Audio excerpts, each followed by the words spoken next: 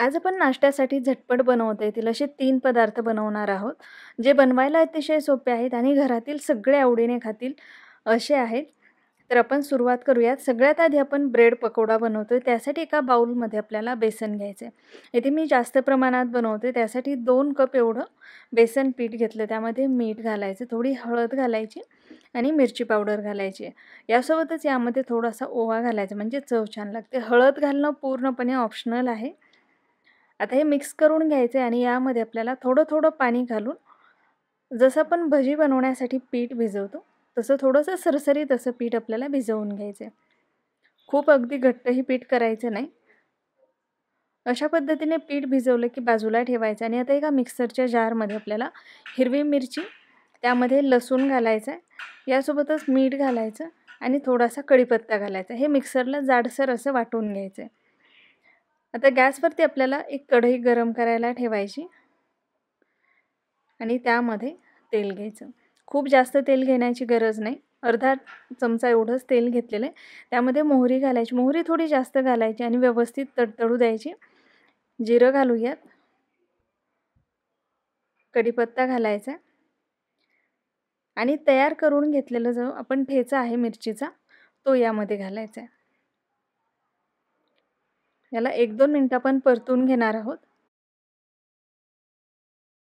हे छान परतून झालेले. आता यामध्ये हळद घालायची. थोडी मी मिरची पावडर घातलेली. मिरची पावडर ऑप्शनल आहे आणि मिक्स करून घ्यायचं. आपण हिरवी मिरची घातलेली आहे, त्यामुळे मिरची पावडर नाही घातली तरीही चालेल. हे सगळं छान परतावं आणि जळू नये म्हणून मी थोडंसं चमचाभर एवढं पाणी घातलं आणि उकडून मॅश केलेलं बटाटा आपल्याला यामध्ये घालायचं आहे. यासाठी लागणाऱ्या सर्व साहित्याची लिस्ट डिस्क्रिप्शनमध्ये देते. व्यवस्थित मिक्स झालं. यामध्ये मीठ घालायचं आणि पुन्हा आपल्याला हे 2 ते 3 मिनिटं परतून घ्यायचं. ह्याला खूप जास्त परतण्याचीही गरज नाही, कारण बटाटा उकडलेला आहे आणि आपण जो मिरचीचा ठेचा केला आहे तो चांगला तेलामध्ये परतून घेतलेला आहे, त्यामुळे खूप जास्त परतण्याची गरज नाही. आता मी गॅस बंद केलेला आहे. वरतून यामध्ये कोथिंबीर घालते आणि मिक्स करून घेणार आहे आणि ही भाजी अशा पद्धतीने एका ताटामध्ये काढून थंड व्हायला ठेवणार आहे. भाजी थंड होते तोपर्यंत आपल्याला गॅसवरती एका कढईमध्ये तेल गरम करायला ठेवायचे आणि आपलं जे पीठ आहे आपण भिजण्यासाठी ठेवलेलं होतं त्याला एकदा मिक्स करून घ्यायचे.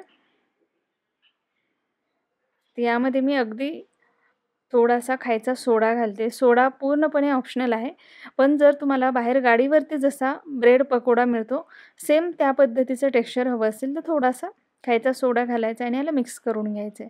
आता आपल्याला ब्रेड लागणार आहे. थोडे जे मोठ्या आकाराचे ब्रेड असतात सँडविचसाठी वापरतो ते ब्रेड घ्यायचे. त्यावरती तयार केलेली जी भाजी आहे बटाट्याची ती आपल्याला अशा पद्धतीने लावून घ्यायची.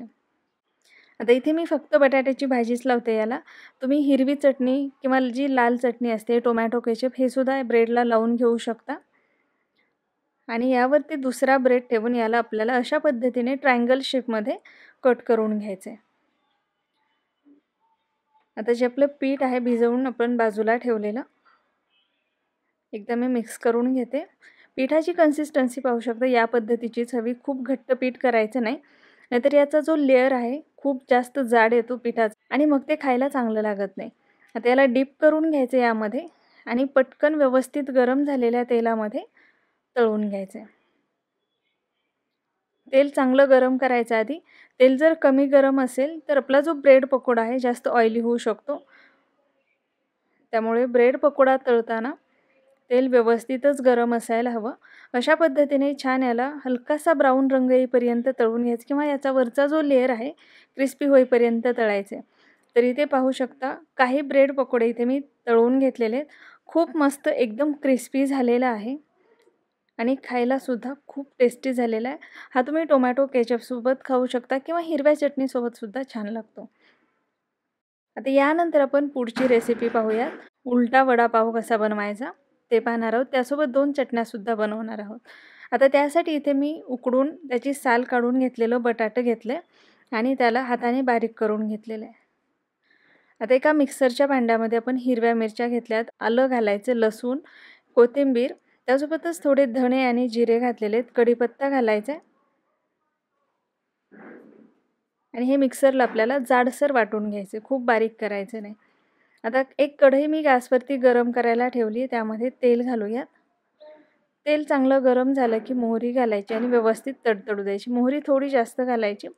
मोहरी व्यवस्थित तडतडल्यानंतर कढीपत्ता घालायचा आहे आणि तयार करून घेतलेला जो ठेचा आहे तो यामध्ये घालून याला 1-2 मिनिट आपल्याला परतून घ्यायचं आहे.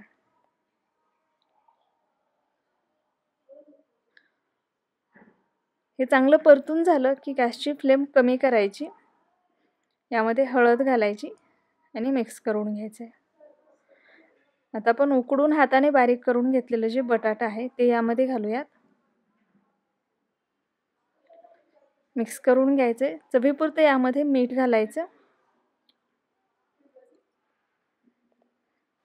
आणि याला मिनिटभर आपल्याला परतून घ्यायचं. खूप जास्त परतण्याची ही गरज नाही. आता आपली भाजी तयार झालेली आहे. गॅस बंद केलेला आहे आणि ही भाजी आपल्याला गार होण्यासाठी बाजूला ठेवायची. आपली भाजी गार होते तोपर्यंत आपण बाकीची तयारी करूयात. एका बाउलमध्ये बेसन पीठ घ्यायचं आपल्याला. थोडंसं जाडसर असणारं बेसन घ्यायचं, म्हणजे ते छान क्रिस्पी होतात आपले जे वडे आहेत ते. 2 कप एवढं बेसन पीठ घेतलं. त्यामध्ये थोडं थोडं पाणी घालूयात आणि याला व्यवस्थित आपण मिक्स करून घेऊयात.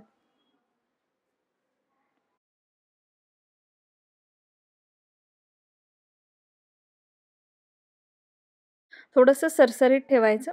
चमच्याला पाहू शकता एक छान कोटिंग येते. यामध्ये आता मीठ घालूयात. ओवा घालायचा. ओवा घातल्यामुळे वड्याला चव छान येते आणि मिक्स करायचं आहे आपल्याला. आता हे मिक्स करून मी एक 5 ते 7 मिनिटासाठी बाजूला ठेवते पीठ भिजण्यासाठी. 5 मिनिटानंतर एकदा याला मिक्स करून घ्यायचं आणि यामध्ये अगदी चिमूटभर एवढा खायचा सोडा घालायचा आहे. खूप जास्तही सोडा घालायचा नाही, किंवा सोडा नाही घातला आणि थोडंसं जाडसर पीठ घेतलं तरी पण आपले जे वडे आहेत छान क्रिस्पी होतात. आता हे मिक्स करून घेतलं आहे. आता आधी आपण यासाठी जी चटणी बनवणार आहोत त्यासाठी आपल्याला अगदी जर बाहेरच्यासारखी तुम्हाला लाल चटणी बनवायची असेल, गाड्यावर मिळते तशी, तर हे जे पीठ आहे आपण भिजवून घेतलेलं एखाद्या झाऱ्याने त्याची एकदम बारीक बुंदी करायची आपल्याला. त्याला व्यवस्थित तळून घ्यायचं, एकदम क्रिस्पी होईपर्यंत तळायचे आणि काढून आपल्याला बाजूला ठेवायचे. अशा पद्धतीने इथे मी काही बुंदी तळून घेतलेली आहे.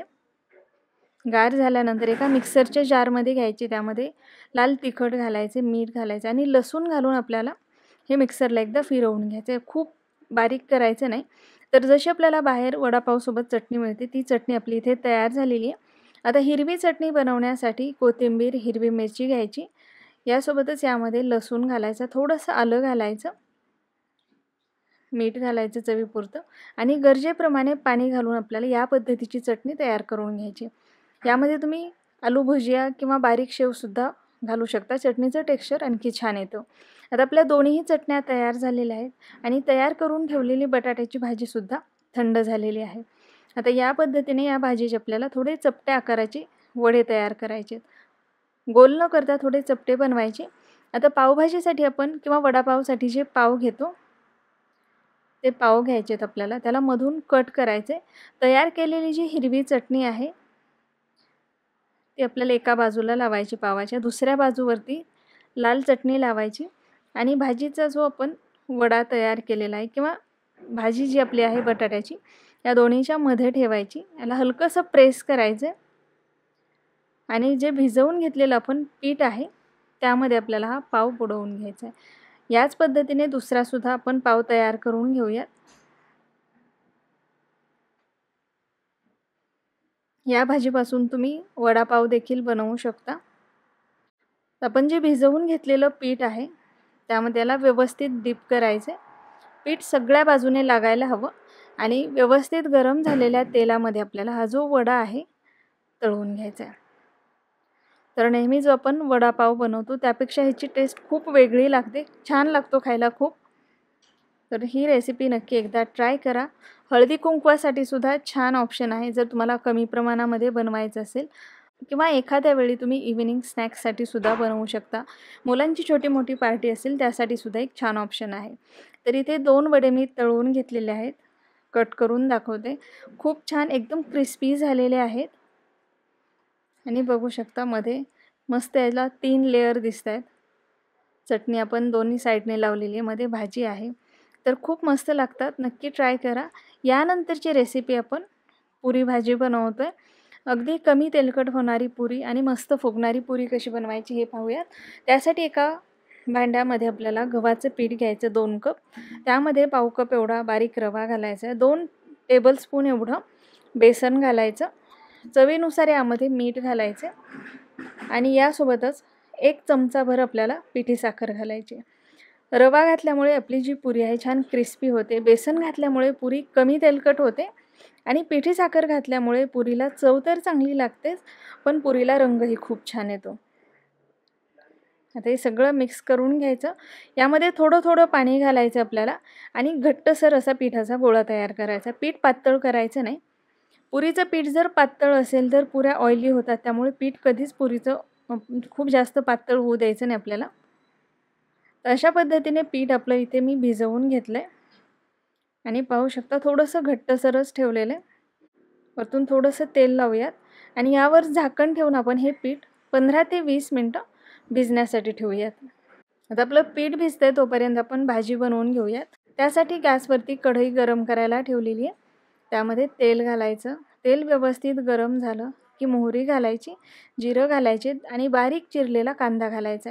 कांदा भरपूर वापरायचा आणि अगदी बारीक चिरून घ्यायचा। कढीपत्ता घालायचा आणि हे सगळं आपल्याला व्यवस्थित परतून घ्यायचं आहे। आता हे चांगलं परतून झाल्यानंतर यामध्ये आलं, लसूण आणि खोबरं एकत्र कुटून घेतलेलं आहे मी, ते घातले आणि पुन्हा परतून घेतले।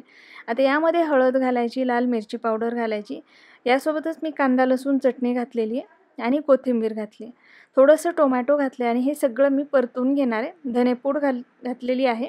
हे सगळे मसाले घालून मिनिटभर परतायचे। मसाले जळू नयेत म्हणून यामध्ये थोडंसं पाणी घालायचं आणि याला छान तेल सुटेपर्यंत आपल्याला परतून घ्यायचं। अगदी झटपट आणि सोप्या पद्धतीने भाजी बनवतो आपण, पण खायला खूप टेस्टी लागते। आता हे मसाले सगळे छान परतून झालेले आहेत, कडेनं तेल सुटलेलं आहे। आता इथे उकडून घेतलेले बटाटे फोडी करून घेतलेले आहेत, मी 2 बटाटे घेतलेत।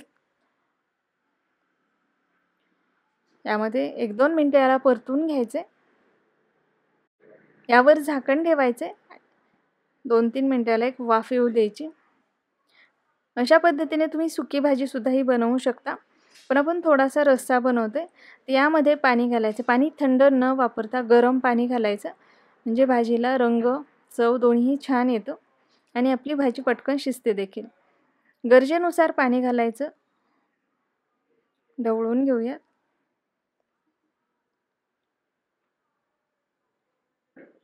मीठ घालूया त्यामध्ये आणि मोठ्या फ्लेमवरती एक उकळी येऊ द्यायची। नंतर गॅसची फ्लेम कमी करायची आणि कमी फ्लेमवरती आपल्याला ही भाजी शिजवून घ्यायची। यावर झाकण ठेवते आणि भाजी शिजते तोपर्यंत आपण पुऱ्या तळून घेऊयात। पुऱ्याचं पीठ एकदा मऊ करून घ्यायचे, हाताला थोडंसं तेल लावून घ्यायचं आणि अशा पद्धतीने आपल्याला छोटे छोटे गोळे करून छान अशी पुरी लाटून घ्यायची।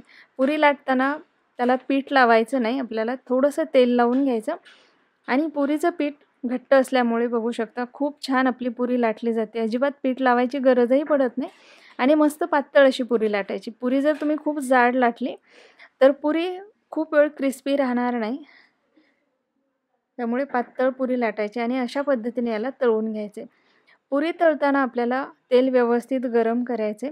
एकदा पुरी तेलामध्ये सोडली की एक बाजू पुरीची व्यवस्थित तळायची आणि मग त्याला पलटून दुसऱ्या बाजूने तळून घ्यायचे। एकदा एक बाजू तळली की पुन्हा त्या बाजूने डबल त्याला तळायचं नाही, नाहीतर पुऱ्या ऑइली होतात। त्यामुळे एकदा एक बाजू व्यवस्थित तळून घ्या, पुन्हा दुसरी बाजू व्यवस्थित तळून घ्या आणि पुरी काढून घ्या। अशा पद्धतीने आपल्या इथे पुऱ्याही तयार करून घेतलेल्या आहेत। भाजीसुद्धा छान झालेली आहे। गॅस बंद करते मी, वरतून थोडी कोथिंबीर घालूयात। तर इथे पाहू शकता एकदम झटपट सोप्या पद्धतीने आणि कमीत कमी साहित्यामध्ये आपलं पुरी भाजी देखील तयार झालेलं आहे। रेसिपी जर तुम्हाला आवडली असेल तर नक्की लाईक, शेअर आणि चॅनलला सबस्क्राईब करायला विसरू नका आणि तुमच्या कमेंट्ससुद्धा नक्की कळवा।